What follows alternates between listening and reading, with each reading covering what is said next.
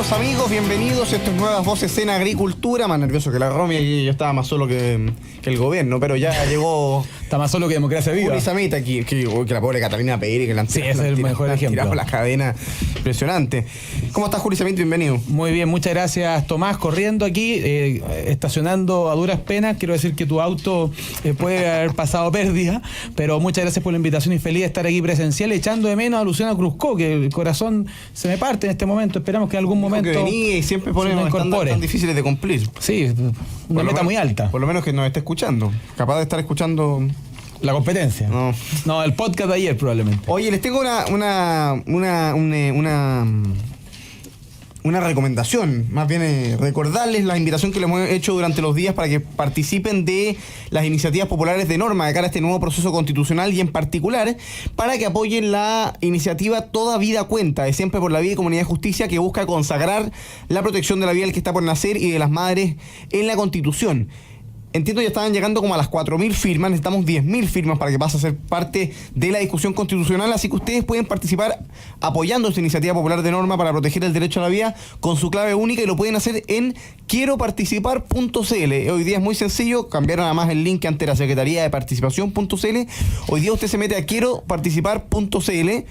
Incluso puede poner en Google Toda Vida Cuenta y lo primero que le va a salir es la iniciativa popular de norma que busca consagrar la protección del que está por nacer y las madres en la Constitución. Usted la firma con su clave única para que alcancemos las 10.000 firmas que necesitamos para que la nueva Constitución o la propuesta constitucional proteja la vida del que está por nacer. Lo mismo, si quiere apoyar la iniciativa Salud Sin Parches, hay una de protección a los carabineros, Con Mi Plata No, y de libertad de conciencia y libertad religiosa. En fin, hay muy buenas iniciativas. Usted puede firmar máximo por 10 iniciativas, así que dentro de sus 10, de todas maneras, incorpore la de Toda Vida Cuenta. Quieroparticipar.cl. Cambiémonos de tema, Julio, al tema de la semana, por supuesto. El Tribunal Supremo de Revolución Democrática decidió finalmente expulsar a Carlos Contreras, al Ceremi, ¿vale?, de la región de Antofagasta, el Ceremi de Vivienda, y a Daniel Andrade, que era el director ejecutivo de la Fundación Democracia Viva, que a su vez era asesor del Ministerio de Defensa y que a su vez es o era pareja de la diputada Pérez. Es o era porque algunos han dicho que esa relación se habría terminado. Lo cierto es que era muy cercano a la diputada Pérez.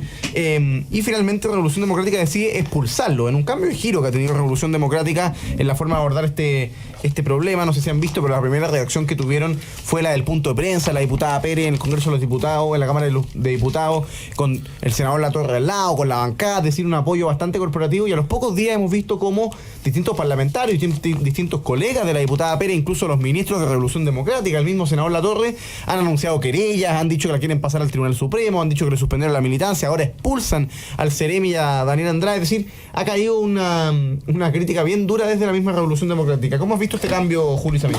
Bueno, la verdad es que, tal como tú lo describes, pasó de un apoyo cerrado, institucional, y tratando de limitar las culpas meramente. ¿Se acuerdan lo que dijo la diputada Pérez? A la acción de dos hombres adultos, ¿ya? Se trató de encapsular el problema en la responsabilidad personal, individual, del que era su pareja y del que era su ex jefe de gabinete. O sea, la verdad es que era bien absurdo de que un político, un líder político, presidente de partido, que influyó como pocas personas a la hora de los nombramientos, termine diciendo que esto es meramente una responsabilidad de dos hombres adultos, porque esos dos hombres adultos no eran cualquier persona, eran su pareja y eran su ex jefe de gabinete. Entonces la verdad es que era muy absurdo, pero esa fue la primera actitud de Revolución Democrática, y en el último tiempo dando persistentemente hoy día todo el mundo niega a Catalina Pérez. Le pregunta a Giorgio Jackson, ¿hablaba con Catalina Pérez? No, hace muchos días que no hablo con ella. A Latorre, no, por supuesto que no, estamos presentando nosotros una querella. O sea, la verdad es que Revolución Democrática ha cambiado radicalmente. ¿Por qué? Porque la situación que se ve en Antofagasta no solo se está repitiendo o puede repetirse en otros lugares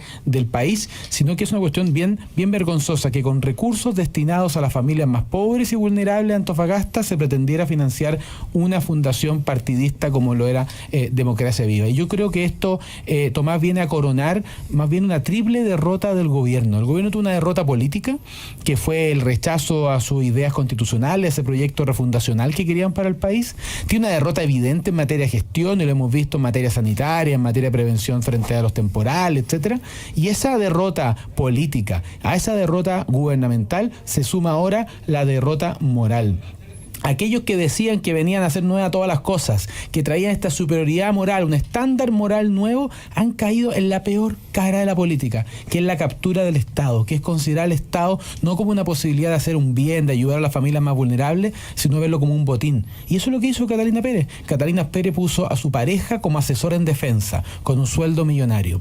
Le dieron una beca para estudiar un magíster. A su jefe de gabinete lo nombró seremi en la región donde ella es diputada. Y como si esto fuera poco, se traspasaron fondos destinados a los más vulnerables a una fundación que presidía su expareja y cuyo financiamiento lo daba su ex jefe de gabinete. O sea, la verdad es que ya es la peor cara de la política y por desgracia el Frente Amplio ya mostró la hilacha. La había mostrado hace mucho tiempo, pero ahora yo creo que queda en evidencia.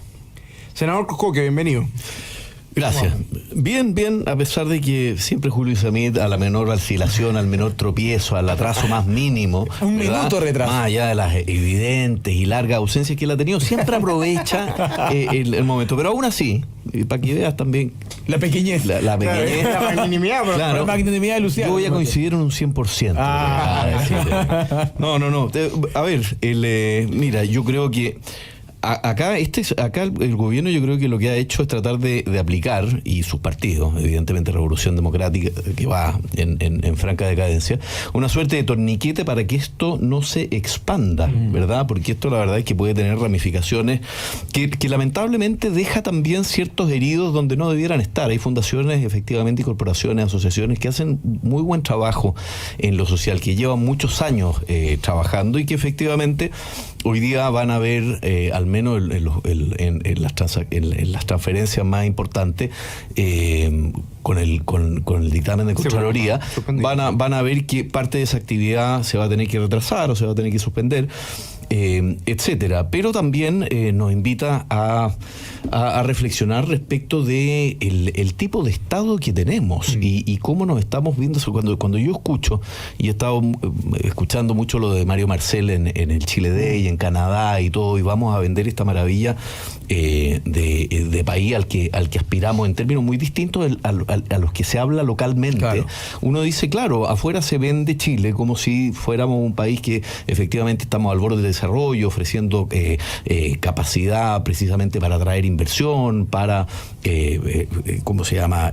Certeza jurídica y una infraestructura que en la práctica yo siento que no tenemos, o que tenemos en una capacidad que el país ya no requiere para el país que somos. Efectivamente, nosotros siento que tenemos un Estado del siglo XIX para necesidades del siglo XX. Entonces, primero, antes de pensar en seguir metiéndole a este saco roto, ¿verdad?, a un Estado interdicto, dilapidador, que no es capaz de gastar bien, es como hoy día nos hacemos cargo realmente de un Estado donde el registro civil funcione bien, donde el COMPIN, que determina los problemas de salud de la población y tiene que pagar finalmente las licencias médicas, lo haga bien, donde tengamos las menos colas posibles, ¿verdad? Pero resulta que estamos enfrentando en la interna crisis en el sistema de pensiones, ¿verdad?, que se pudo arreglar un poco con la PGU, que salió adelante gracias al gobierno de Piñera, paradojalmente porque le rechazaron la reforma de pensiones. Crisis también en el sistema de salud. Hoy día tenemos el problema de la ISAPRE, si cae la ISAPRE, ya lo hemos conversado latamente acá, pero ¿de qué manera nos hacemos cargo nosotros de una modernización del Estado donde entren los mejores, donde no cambien 8.000 o entre 4.000 y 8.000 funcionarios cada vez que cambie un gobierno, ¿verdad?, donde la parte técnica del Estado está a un brazo de distancia de la parte política, y donde tú tengas una cierta base de servidores públicos de manera permanente, que sean ojalá los más calificados para atender al 80% de la población que eventualmente puede decidir o no si estar en aquellas prestaciones que da el Estado o puede irse al sector privado, ¿te fijas o no? Entonces ahí donde yo siento que acá una reforma al empleo público, una reforma al servicio civil o a la forma de ingresar al empleo público, una reforma al estatuto administrativo, una racia con aquellos programas que están permanentemente mal evaluados, cerca más de 700 entre la DIPRES y el Ministerio y el Ministerio de Desarrollo Social de manera permanente, antes de que nos digan, mire, vamos nosotros a seguir metiéndole recursos a un Estado que está funcionando mal y con el antecedente además de que acaban de entrar, el único empleo que ha subido el empleo público, y son cerca de 94.000 aproximadamente los empleos que en el último año se han creado desde el Estado, ¿verdad? Y es una cantidad de plata enorme. Entonces, de $1.500 millones en Jiménez. Bueno, imagínate entonces qué es lo que dice la gente cuando eventualmente te suben los impuestos, se triplican desde hace 15 años a la fecha los presupuestos de educación, y la verdad que los resultados que tenemos hoy día en las pruebas estandarizadas son bastante malos. Hablamos de la educación y los liceos emblemáticos malos, si no fuera por los liceos bicentenarios que realmente han hecho una diferencia. La verdad es que uno dice, bueno, ¿cuándo le ponemos el coto al Estado y dejamos de pasarle la mano finalmente a los mismos de siempre y tenemos un país que desde el año 2014 no crece? Así es. Julio. Tú sabes que esto es bien... Se abrió aquí una caja Pandora en el fondo. O sea, aquí quedó en evidencia un sistema. Esto no son hechos aislados. Aquí hubo una estructura para sacar plata del Estado y destinarlo a fines políticos.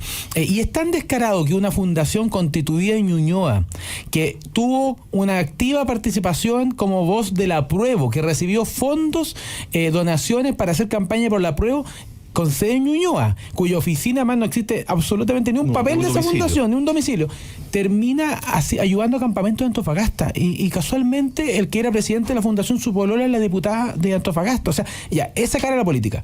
Pero nos estamos dando cuenta que esto suma y sigue. Acaban de ahora de salir una nueva fundación en el caso de la región de Atacama. Dice, Fundación para hacer películas y atender mascotas. Es el giro de la fundación. O sea, usted hizo una fundación. ¿Qué quería hacer? Ayudar a las mascotas y quería hacer películas. ¿Y qué el Estado le pasó plata? ¿Y para qué le pasó plata? Para repartir agua potable en Copiapó por 190 millones de pesos.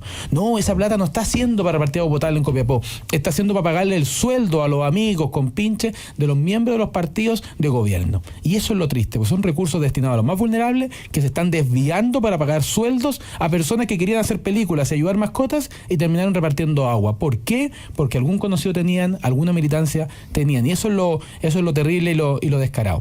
Y lo segundo es que, ¿cuál va a ser la actitud del presidente Boric? Si la verdad es que esto ya... no se acaba con la diputada Pérez, no se acaba con la subsecretaria de Vivienda. O sea, este es un desfalco de tal envergadura que es solo comparable al Mopgate. Yo ayer en un encuentro del Instituto República recomendaba un libro que se llama La historia oculta de la década socialista, Ascanio Cavallo y la Rocío Monti, y uno lo lee y dice, chuta, se me había olvidado esta cuestión. Pero hay capítulo entero dedicado al Mopgate. El Mopgate es una estructura de desfalco del Estado que lideró el presidente Lagos cuando era ministro de Obras Públicas, que establecían que se traspasaban millonarios fondos del Estado a empresas privadas para que le pagaran el sueldo, el sobresueldo a funcionarios del propio ministerio que él dirigía. Y como si eso fuera poco, muchos ministros, quizás todos, tenían sobresueldos, es decir, plata que llegaba en un sobre en efectivo producto de los fondos reservados. Bueno, eso que pasó algunas décadas atrás, que nos pareció tan escandaloso, hoy día se está repitiendo. Hay fundaciones que reciben plata del Estado y que muchos de los funcionarios de los ministerios están contratados por las mismas fundaciones a las que subsidian. Y para tratar de esconder su responsabilidad, en vez de traspasar esos fondos completamente para que la Contraloría los revise, parcelaron los pagos. O sea, ¿qué más indicios queremos de que aquí hay un actuar doloso, hay un actuar intencionado de defalcar al fisco? Al punto que dijeron, mira, si son más de 350 millones va a la Contraloría, ¿qué hacemos? Paguémoslo en cuotas. Estamos de vuelta, queridos amigos, con su programa Nuevas Voces en Agricultura. Estamos conversando con Luciano Cruzcoque y con Julio Isamita, acá en la 92.1 FM. Vamos a saludar a quienes hacen posible nuestro programa y seguimos conversando, por supuesto, el caso de Democracia Viva. Posgrados de la Universidad San Sebastián cuenta con más de 100 programas en diversas áreas del conocimiento. Más de 14.000 egresados han preferido su magíster, diplomados, postítulos y especialidades. Conoce más en posgrados.uss.cl. En Enel buscamos cuidarte, que tu servicio eléctrico sea continuo y de calidad. Por eso, si sabes de un hurto de cables que haya generado un corte de electricidad en tu barrio, puedes denunciarlo de manera anónima al 600-696-0000. Ayúdanos a evitar esta práctica ilegal y a mantenernos seguros con Enel. Y en Hábitat, tu proceso de pensión lo puedes iniciar 100% online. Es accesible, confiable y con la asesoría personalizada de siempre. AFP Hábitat, porque tu futuro importa. Y hoy les tengo una noticia diferente, porque la cuenta corriente digital de BCI, que no te pide requisitos y que puedes sacar hoy mismo desde tu teléfono, ahora también es para pymes. Si estás buscando un apoyo que te permita acceder a mejores soluciones financieras y herramientas para tu negocio, la cuenta corriente digital PYME es para ti. Ábrela hoy y úsala hoy. Cuenta corriente digital para pymes del Banco BCI. Recordarles, queridos amigos, que estamos concursando el libro Jaime Guzmán, Ideas y Políticas del Centro de Estudios Bicentenario, escrito por José Manuel Castro en nuestro Instagram, Nuevas Voces Chile, donde pueden ver las condiciones del concurso y participar para llevarse un ejemplar del libro de Jaime Guzmán, Ideas y Política. Le tengo una pregunta que tiene que ver con lo que estábamos conversando al final del bloque pasado y que dice relación con las responsabilidades políticas, porque efectivamente renuncia a la subsecretaria de Vivienda, el presidente le pide la renuncia el fin de semana, y con eso el gobierno ha tratado de decir, lo ha dicho explícitamente, que con eso están pagadas o asumidas las responsabilidades políticas, ¿no? En un intento por blindar por una parte al ministro de Vivienda, Carlos Montes, y por otra parte blindar, por supuesto, al ministro Giorgio Jackson. Ahora, ha sido tal la magnitud de la crisis, ha sido tal la cantidad de casos que han ido saliendo de eventual corrupción, de fraude del fisco, o de financiamiento legal, por supuesto, a las campañas o de proselitismo, en fin, que pareciera claro que la renuncia de la subsecretaria de Vivienda, que además renuncia entre gallo y medianoche, nos dimos por enterado en un decreto, en fin, más bien en un comunicado. Era como los indultos así el 30 de diciembre ya. La verdad es que no basta, ¿no? No alcanza para tal nivel de organización que tenía esta práctica de destinar fondos públicos de manera directa, sin mayores regulaciones, a fundaciones que además son de dudosa reputación, son de dudoso giro, algunas de ellas ni siquiera tenían giro, ya tenían plata, y lo cierto es que es bien curioso pretender que esto no afecte ni siquiera a un ministro, es decir, una crisis de esta magnitud, que no signifique la caída de un ministro, no por el hecho de que caiga el ministro, sino porque los ministros asuman la responsabilidad política, que significa que en su cartera se produzcan estos casos de corrupción, si no son terceros externos a la situación. O sea, el CEREME de Vivienda lo nombra a alguien, los funcionarios de Vivienda lo nombra a alguien, las asignaciones y los decretos los firma a alguien. El presidente Boric, obviamente, es responsable de los CEREMEs que tiene en su gobierno. Es responsable que en el Ministerio de Defensa haya estado contratado este personaje que hoy día termina siendo expulsado de Revolución Democrática. Es decir, acá hay responsabilidades políticas, no solo de la subsecretaria, que es la típica excusa de este gobierno de tratar de sacar como un chivo expiatorio, ¿no? Un poco lo mismo que pasaba en el caso de los indultos con la ministra de Justicia. Sí. Cuando terminamos sabiendo que al final o el presidente mintió o tenía todos los antecedentes y decidió indultar. La verdad es que la duda era si lo leyó o no lo leyó. Sí, y las dos cosas eran malas. Se lo leía, ¿cómo lo indultó con todos sus antecedentes? La pregunta es, bueno, ¿quién asume la responsabilidad política de este caso, senador Cruz Coque? Bueno, es complejo. Las responsabilidades políticas nunca están definidas, sino en función de proteger en un régimen presidencial al presidente de la República, ¿verdad? Los sistemas parlamentarios se definen según las eventuales mayorías que se conserven en el Parlamento, que definen al Ejecutivo. Pero en un régimen presidencial los ministros efectivamente son fusibles. Lo que pasa que aquí el presidente sigue sin optar por una opción que después del 4 de septiembre, después de la derrota en la elección de consejeros, debió haber hecho precisamente en pro de la gobernabilidad. Un gobierno lo único que puede ofrecer finalmente a la ciudadanía es decir, mire, yo me puedo hacer cargo de sus problemas, porque si no empieza a suceder que el descrédito total finalmente a lo que lleva es a una suerte de desconfianza política absoluta, que lo que te hace es caer en una pendiente resbaladiza que no tiene límite. Lo hemos visto. Y la decisión que debió haber tomado el presidente Boric hace mucho tiempo, siento yo, es optar por aquellos que pudieron darle gobernabilidad en algún minuto. Lo que no obsta también decir que hay mucha responsabilidad también en parte del socialismo democrático de haberse dejado engatusar por personas que, denostando precisamente la obra de ese socialismo democrático que por 30 años gobernó con ripio sin duda, pero le dio el atributo que estamos hoy día discutiendo, que es el de gobernabilidad al país, y hizo un acto de fe y se embarcó en un programa, la verdad, sin destino, porque el programa que ofrecía, por ejemplo, la Constitución que promovía el apruebo, el desastre constitucional, el mamarracho, como le dicen algunos, era prácticamente buena parte del programa de apruebo dignidad. Ya le hace Daniel Jadwe más Gabriel Boric. Entonces, yo creo que tiene una opción nomás, y es hacer una especie de reshuffle, perdón por el anglicismo, ¿no? Pero de reseteo del gabinete, y eventualmente, si hay que proteger a Montes, puede dejarlo en el ministerio, pero hacer un reordenamiento, sacar precisamente a aquel grupo que no le está permitiendo realmente optar por la gobernabilidad y que insiste a todo evento en tratar de llevar adelante un programa que está absolutamente muerto, Es un programa absolutamente obsoleto, que es el que dice Apruebo Dignidad y el Partido Comunista. El programa no se toca, Lautaro Carmona.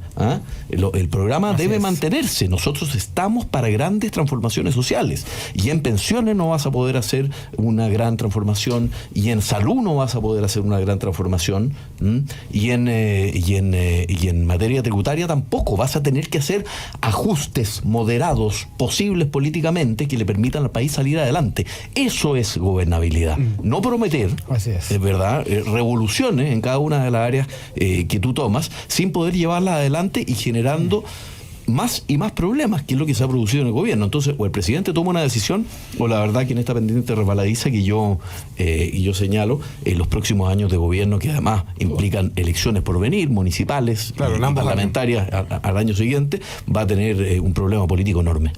El plebiscito de salida. Sí. Además, que es en diciembre. O sea, ahí también el gobierno va a tener un desafío. Julio Samit, ¿las responsabilidades políticas las paga quién? Bueno, varias cosas.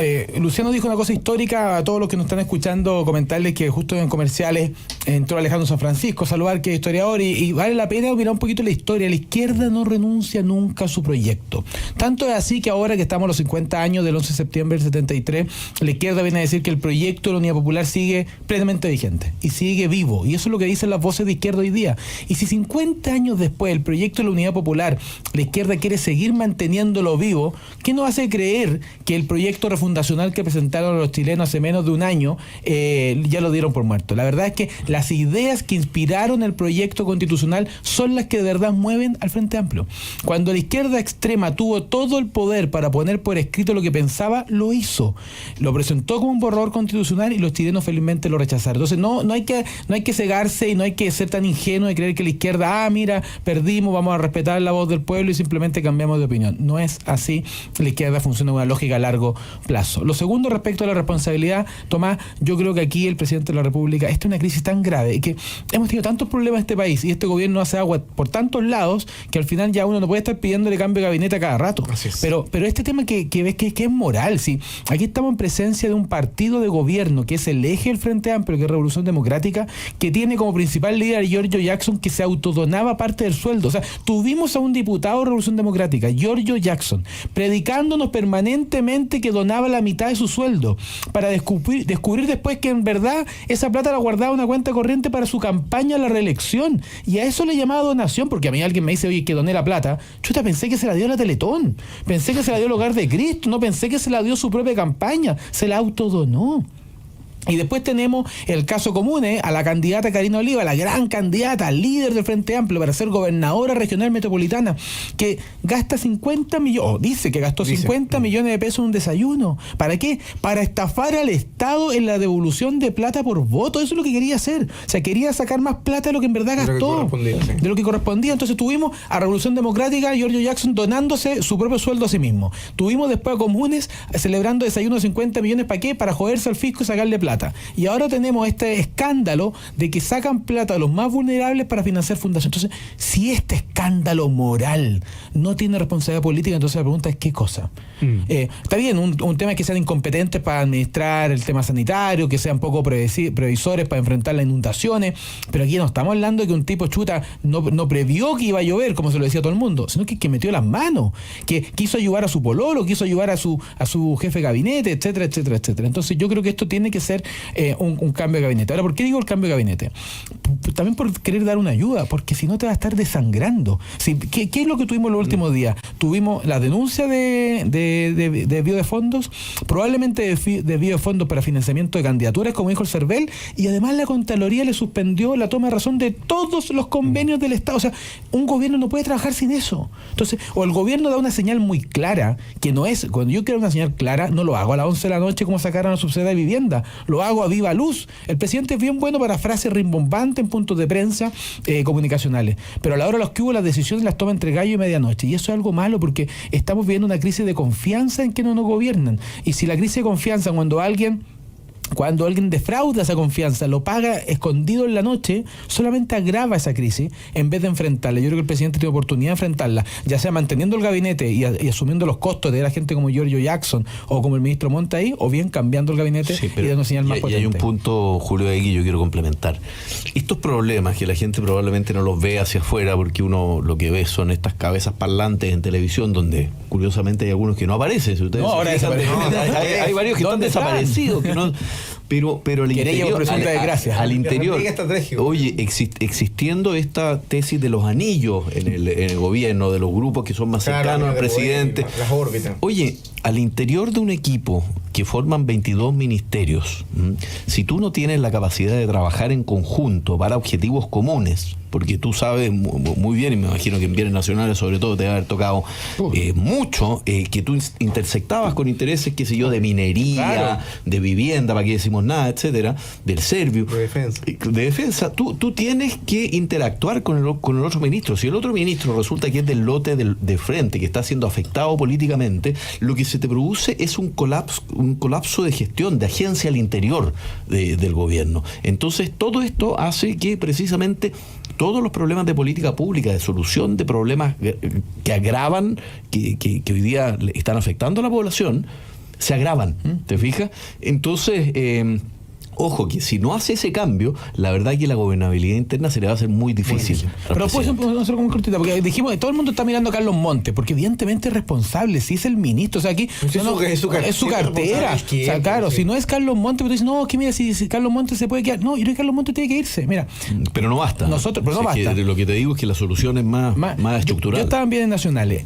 Muchas veces llegaba así, te llamaba un diario de Atacama, de Antofagasta, y decía, mira, ahí está el denuncia. Bueno, ese día, para mí se suspendía la agenda. Y mi único tema como ministro y como subsecretario era ver qué estaba pasando en esa seremía. ¿Por qué? Porque no estábamos dispuestos a que pasara cualquier cosa reñida con la moral, con la ética, con la probidad.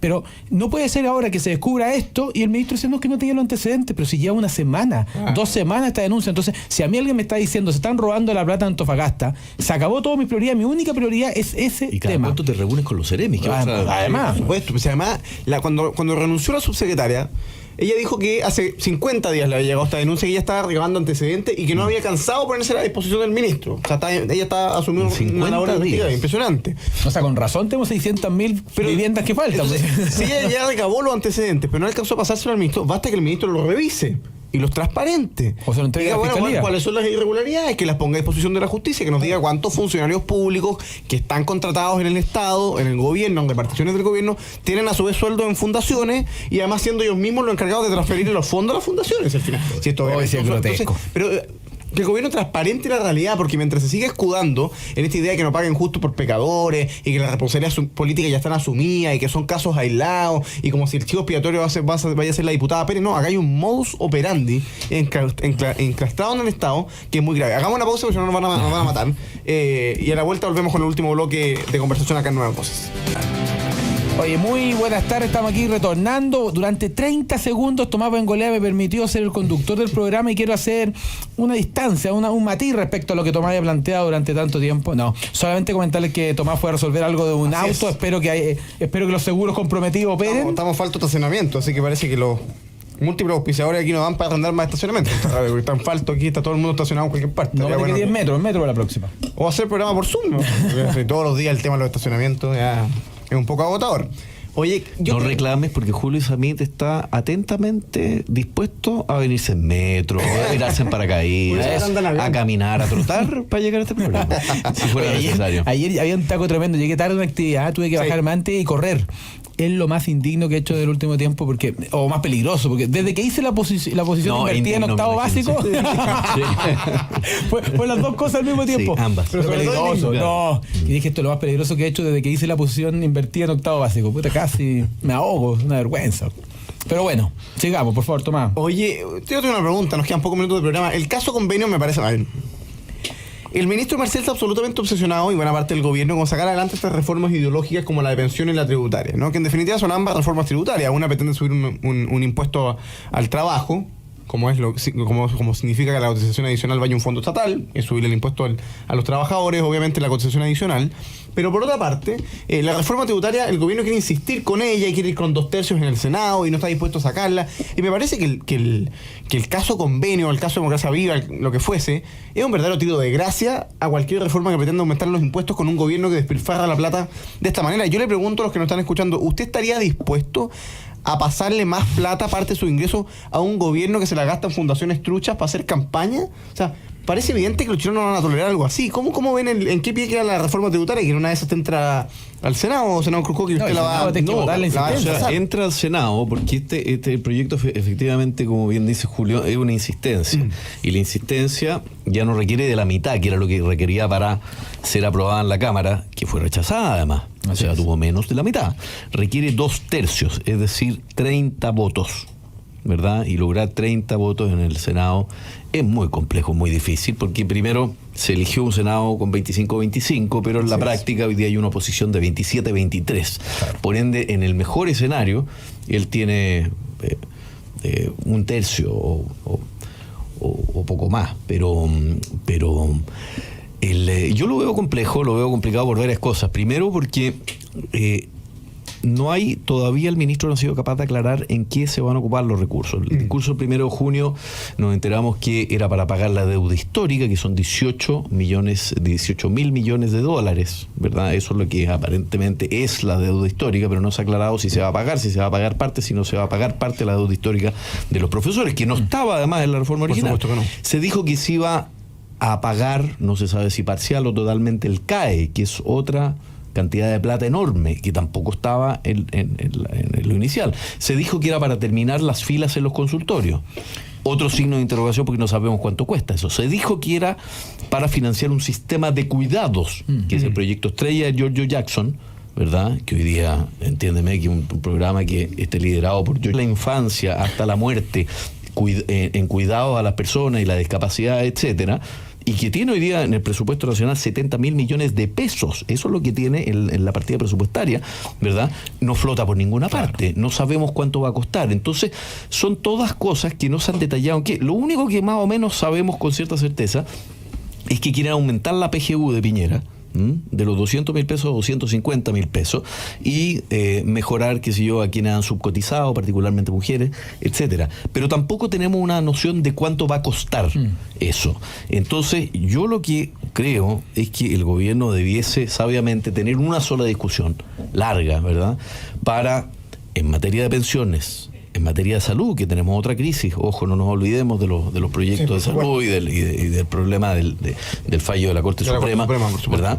Y en problema de pensiones, al menos, la posibilidad de armar algo más de largo plazo, a 5 o 6 años plazo, sin que el próximo año, porque recordemos que el sueldo mínimo que nosotros le aprobamos al gobierno, igual que el royalty, que son todos pequeños impuestos de a poco, ¿verdad? Que el próximo año no tengamos otra solicitud, no, son 0,5 puntos del PIB. Entonces, ojo, eso creo que no tiene por dónde flotar, salvo que el profunda al empleo público, y no lo veo hoy día, y la verdad, y una reforma que proponga mecanismos de inversión, de ahorro y de crecimiento, ¿verdad?, que eventualmente impliquen bajar ciertos impuestos para poner la economía en marcha. Y no veo a este gobierno ofreciendo eso, ni con ganas de hacerlo al ministro Marcel. Entonces, todo esto me parece que es una fantasía. Julio Samito, antes de muy breve, dos cositas. Lo primero, se habla mucho de la corrupción de la transferencia de fondos tomadas a fundaciones, que evidentemente es un asalto a mano armada. Pero hay una corrupción también que aquí ha pasado piola, que es que parejas, jefes de gabinete, terminen contratados. O sea, que el mérito de un fulano para estar en un ministerio sea ser la pareja de... Eso también me parece corrupción. Me parece corrupción cuando se pagan precios más altos de lo que valen. Oye, es que contraté a fulano, es amigo mío, así que en vez de pagarle 2 millones, le voy a pagar 3. Eso también es corrupción. También se están robando la plata a las personas cuando se le pagan sueldos que no están de acuerdo al precio de lo que él produce. También es corrupción cuando se contratan a alguien en el Ministerio de Defensa porque es el pololo de la presidenta del partido. También es corrupción cuando a esa persona sin ningún otro antecedente se le da una beca para estudiar un magíster. O sea, Ahora como que todos nos escandalizamos con los 420 millones que se transfirieron a las cuentas, ya, eso ya es una picantería de marca mayor, pero también es corrupción lo otro, y hay que hacer esa alerta porque nos estamos acostumbrando a que todos los pololos, tíos, sobrinos trabajen desde el Estado, y eso es una corrupción quizás encubierta, pero que sigue siendo igual de dañina para la vida social. Y muy breve respecto a lo segundo de la reforma tributaria, yo creo que no hay espacio alguno para una reforma tributaria. ¿Por qué vamos a aumentar los impuestos y le vamos a pedir un esfuerzo mayor a las personas si es que el Estado no está dispuesto a hacer ningún esfuerzo? ¿Y qué es peor? No es que el Estado no esté dispuesto a hacer ningún esfuerzo, sino que se esfuerza permanentemente para hacerlo mal. Acá hay antecedentes de proyectos o de programas mal evaluados y no se cierran. Acá hay antecedentes de personas que están contratadas por el Estado y no trabajan y no los despiden. A esas personas que están dispuestos a tener funcionarios que no trabajan, con sueldos que no merecen o programas que no benefician a los chilenos, ni un peso. Luciano Grujó, que se nos acaba el programa. Gracias por acompañarnos este día viernes acá en Nuevas Voces. Gracias a ustedes, queridos amigos, por su sintonía, por sus comentarios. Les recordamos el concurso del libro Jaime Guzmán, Ideas y Política, en nuestro Instagram, Nuevas Voces Chile, para que puedan participar en él. También subimos a YouTube un video, 5 minutos, la vida y obra de Jaime Guzmán en 5 minutos, que explicó ayer el profesor San Francisco en nuestros jueves de historia. Por supuesto, invitarlos a firmar la iniciativa popular de norma y apoyarla en quieroparticipar.cl. Toda vida cuenta para proteger la vida que está por nacer en la Constitución. Que estén muy bien, que tengan un muy buen fin de semana. Ya viene en agricultura, así que usted quédese en la 92.1 FM. Nos reencontramos el próximo lunes para seguir conversando acá de actualidad política. Chau, chau.